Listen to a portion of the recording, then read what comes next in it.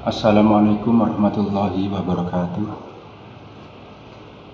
Alhamdulillah, alhamdulillah wahdah, sadaqa wa'dah, wa nasra wa'dah, wa ajadun dah wa jamal ajabahdah. Allahumma shalli ala Muhammad wa ala ali sayyidina Muhammad amma ba'du. Anak-anakku sekalian, untuk siang hari ini kelas 10 memasuki materi pelajaran Al-Quran Hadis, menerangkan perilaku mulia dalam kehidupan sehari-hari. Oleh karena itu, apa yang saya sampaikan nantinya mudah-mudahan bisa dilaksanakan kita bersama dalam kehidupan sehari-hari. Sebagaimana dalam materi bahwa Al-Quran Hadis dan ijtihad sebagai sumber hukum Islam tergambar dalam aktivitas sebagai berikut. 1. Gemar membaca, mempelajari Al-Quran Hadis baik dalam ketika sedang sibuk ataupun santai. Dalam hari ini bisa diterapkan dalam sehari paling tidak membaca Al-Quran walaupun satu ayat. Yang kedua, berusaha sekuat tenaga untuk merealisasikan ajaran-ajaran Al-Quran dan hadis. Karena hal ini, Al-Quran hadis ini sebagai sumber hukum Islam yang fundamental. Jadi sebagai sumber dari segala sumber hukum Islam. Selanjutnya yang ketiga, mengkonfirmasi segala persoalan yang dihadapi dengan merujuk kepada Al-Quran Hadis, baik dengan mempelajari sendiri, bertanya kepada ahlinya. Dalam hal ini, setiap permasalahan yang ditemui dalam kehidupan bermasyarakat, seandainya tidak bisa disolusi dengan sendirinya, maka kita harus bertanya kepada mubaligh atau seorang ulama yang ahli di bidang Al-Quran Hadis.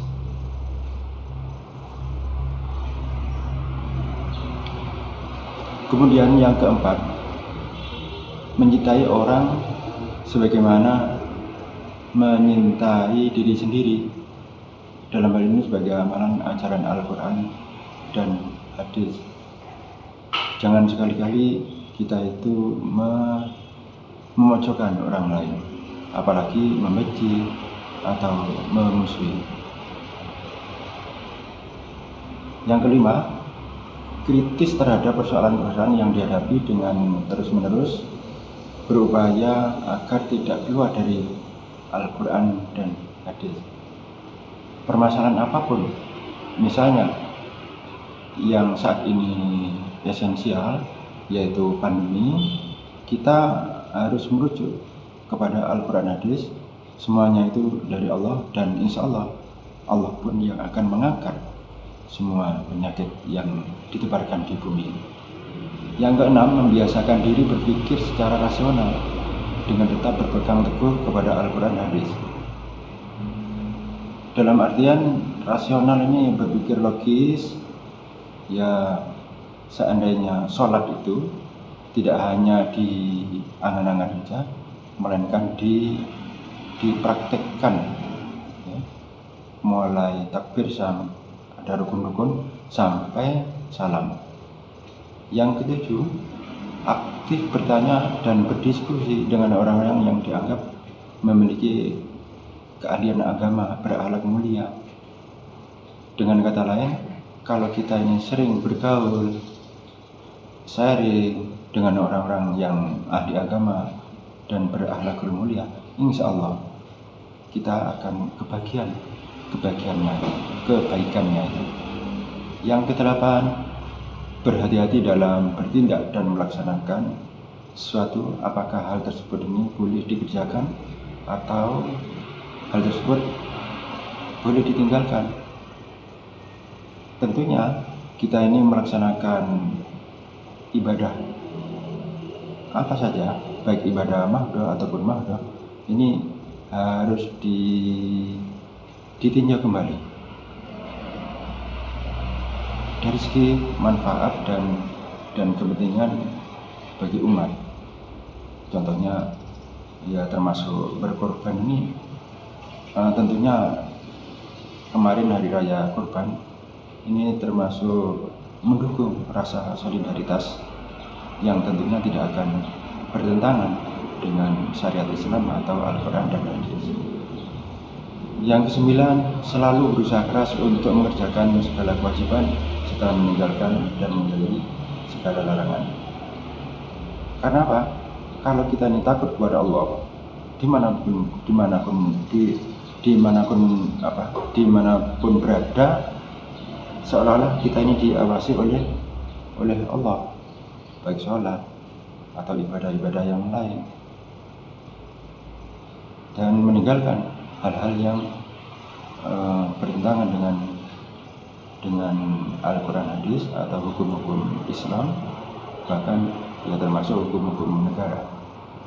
Yang ke-10, membiasakan diri untuk mengerjakan ibadah-ibadah sunnah sebagai upaya menyempurnakan ibadah yang wajib. Kekhawatirannya di waktu melaksanakan ibadah ini ada salah satu rukun mungkin tidak sempurna, ibadah itu kurang sempurna, maka dilengkapi, disusuli dengan ibadah-ibadah wajib, misalnya sholat rawatib, sholat sunat malam lainnya.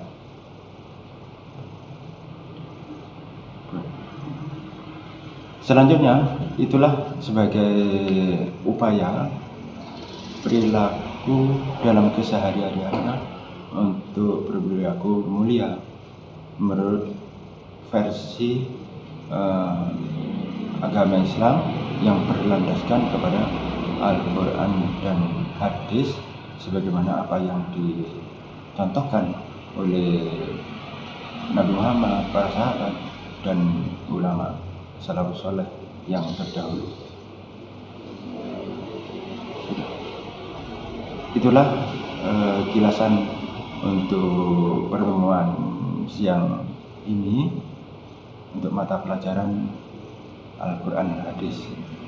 Mohon dicerna dan diamalkan dalam kehidupan sehari-hari dengan perilaku mulia yang bermanfaat bagi diri seseorang dan di masyarakat dan lingkungannya. Kalam, wallahu muwaffiq ila aqwamit thoriq. Wassalamualaikum warahmatullahi wabarakatuh.